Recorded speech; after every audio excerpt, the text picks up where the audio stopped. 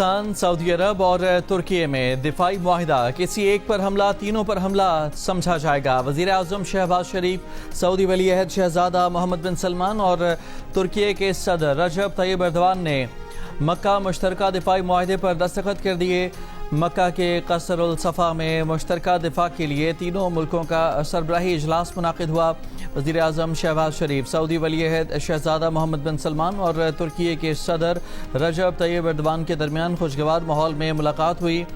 سعودی عرب، ترکی اور پاکستان کے درمیان قائم دیرینہ تعلقات کا جائزہ لیا گیا۔ معاہدے سے پہلے تینوں ممالک کے رہنماؤں نے نماز جمعہ اکٹھے ادا کی۔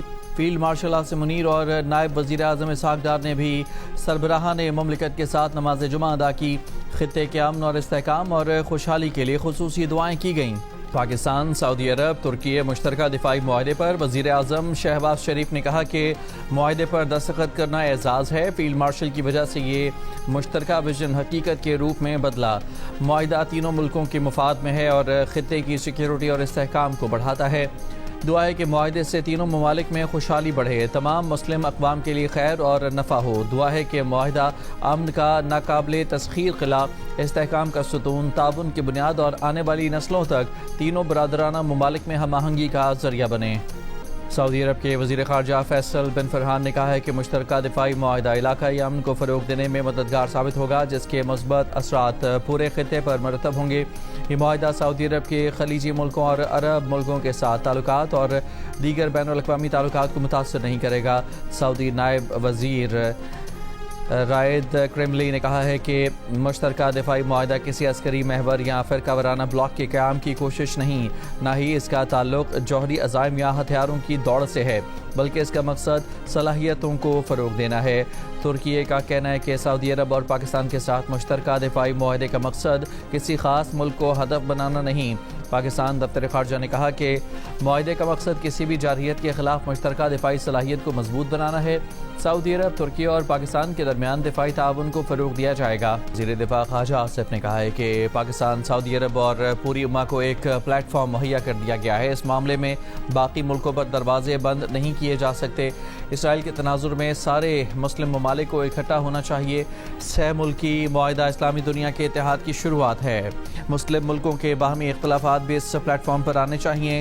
نائب وزیر اعظم اور وزیر خارجہ اسحاق ڈار نے کہا کہ تینوں ملکی مکہ معاہدہ اسٹریٹجک تعاون اور برادرانہ تعلقات کے فروغ کا اہم سنگی میل ہے۔ یہ شراکت داری خطے میں زیادہ امن، استحکام اور باہمی خوشحالی کے فروغ میں معاون ثابت ہوگی۔ آج پیٹرول 2 روپے 20 پیسے فی لیٹر سستا کیا گیا۔ ڈیزل کی قیمت 1 روپے 50 پیسے کم کی گئی۔ پیٹرول کی نئی قیمت 327 روپے 62 پیسے فی لیٹر مقرر۔ ڈیزل کی نئی قیمت 380 روپے 86 پیسے فی لیٹر مقرر۔ مٹی کا تیل 1 روپے 50 پیسے فی لیٹر سستا کیا گیا۔ مٹی کے تیل کی نئی قیمت 289 روپے 95 پیسے فی لیٹر مقرر۔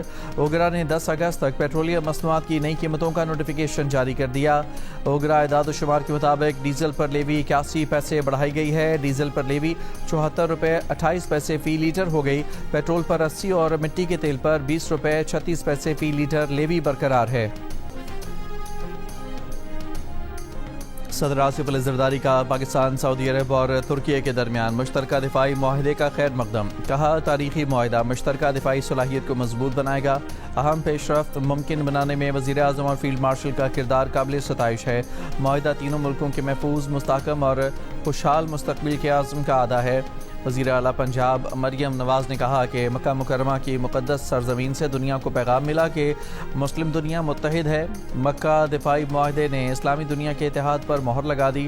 پاکستان ہمیشہ عالمی سطح پر مسلم اتحاد اور اجتماعی سلامتی کا علم بردار رہے گا۔ دفاعی معاہدے سے نہ صرف ہماری سرحدیں محفوظ ہوں گی بلکہ امت مسلمہ کا سر بھی فخر سے بلند ہوگا۔ وفاقی وزیر اطلاعات عطا اللہ تارڑ نے کہا ہے کہ حالیہ معاہدہ ہر پاکستانی کی کامیابی ہے۔ پوری دنیا پاکستان کی دفاعی صلاحیتوں کا اعتراف کر رہی ہے۔ جیو نیوز سے گفتگو کرتے ہوئے عطا تارڑ کا مزید کہنا تھا کہ پاکستان نے ہمیشہ اتحاد کا پیغام دیا ہے۔ یہ معاہدہ دفاع کو مضبوط بنائے گا۔ آج پاکستان کی تاریخ کا اہم دن ہے۔ وفاقی وزیر مصدق ملک نے کہا کہ یہ معاہدہ تو سیکیورٹی کا ہے لیکن مقصد امن ہے۔ آج جہاں امن اور کشیدگی کم کرنے کی بات ہو وہاں پاکستان کا نام آتا ہے۔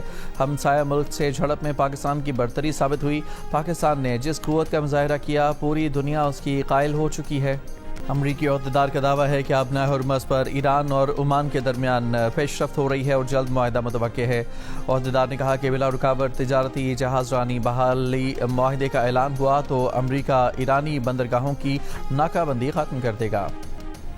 امریکہ کے chairman joint chiefs of staff general Dan Caine نے بھی صدر ٹرمپ کو ایران جنگ سے نکلنے کا مشورہ دے دیا۔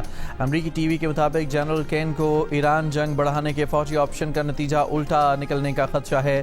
جنرل کین کے نزدیک تنہا فضائی طاقت کی بنیاد پر ایران جنگ نہیں جیتی جا سکتی۔ ایرانی وزیر خارجہ عباس عراقچی نے کہا ہے کہ ایران کی طاقتور مسلح افواج نے دنیا کی مہنگی ترین عسکری قوت کے مقابلے میں اپنی تیاری، صلاحیت اور طاقت کا مظاہرہ کیا ہے۔ مسلمان متحد ہو کر کھڑے ہوں تو ہم بیرونی عناصر کی جانب سے درپیش ہر چیلنج کا ڈٹ کر مقابلہ کر سکتے ہیں۔ وقت آ گیا ہے کہ اب نہ صرف اپنے آپ پر بھروسہ اور انحصار کیا جائے بلکہ حقیقی بھائی چارے کو بھی اپنایا جائے۔ آزاد کشمیر قانون ساز اسمبلی کے انتخابات کے تیسرے مرحلے میں پونچھ ڈویژن کے 2 اضلاع باغ اور حویلی کے 4 حلقوں میں پولنگ 10 اگست کو ہوگی۔ انتخابی دنگل میں سابق وزرائے اعظم سردار عتیق اور سردار تنویر الیاس سمیت وزیر اعظم آزاد کشمیر فیصل راٹھور بھی اپنی قسمت آزما رہے ہیں۔ آزاد کشمیر الیکشن کمیشن نے ڈسٹرکٹ پونچھ کے 5 اور سدنوتی قلعے کے 2 حلقوں سمیت 7 حلقوں میں انتخابات مؤخر کر دیے۔ اسلام آباد میں حکومت خطرے میں ہے، الٹی گنتی شروع ہو چکی۔ الٹی گنتی پیپلز پارٹی نے نہیں، ان کے اپنے لوگوں نے شروع کی ہے۔ یہ لڑائی اسلام آباد اور لاہور کی ہے، یہ ان کے خاندان کا اپنا مسئلہ ہے۔ نون لیگ کا ایک خاص حصہ وزیر اعظم کو اتحادیوں سے لڑانا چاہتا ہے۔ چیئرمین پیپلز پارٹی بلاول بھٹو زرداری کا آزاد کشمیر کے ضلع باغ میں جلسے سے خطاب، کہا نظام ناکام نہیں ہوا، اسے ناکام کرایا گیا۔ جب تک عوام کی حاکمیت تسلیم نہیں کریں گے تب تک سسٹم نہیں چل پائے گا۔ نئے صوبے بنانا اگر عوام کا مطالبہ ہے تو پیپلز پارٹی ساتھ ہے۔ بلاول بھٹو زرداری نے کہا کہ آزاد کشمیر میں دھاندلی زدہ اور خونی الیکشن مسترد کرتے ہیں۔ 10 اگست کو پونچھ میں مخالفین کا شکار کریں گے۔ مسلم لیگ نون کی غلط فہمی ہے کہ وہ مظفر آباد میں حکومت بنا لے گی، اصل میں تو اسلام آباد والی حکومت بھی خطرے میں ہے۔ وہ وقت دور نہیں جب آپ میرے پاؤں پکڑ رہے ہوں گے۔ وزیر اعظم کے مشیر رانا ثناء اللہ نے آزاد کشمیر انتخابات کو شفاف ترین قرار دے دیا۔ جیتی گئی نشستوں کو حکومت بنانے کے لیے کافی کہا۔ ضلع حویلی میں جلسے سے خطاب کرتے ہوئے کہا کہ نون لیگ اب تک الیکشن میں 24 نشستیں حاصل کر چکی ہے، 23 نشستیں آزاد کشمیر حکومت بنانے کے لیے کافی ہیں۔ آزاد کشمیر کے عوام نے نواز شریف اور وزیر اعلی پنجاب مریم نواز کے ترقی کے ویژن کو دیکھ کر ووٹ دیا۔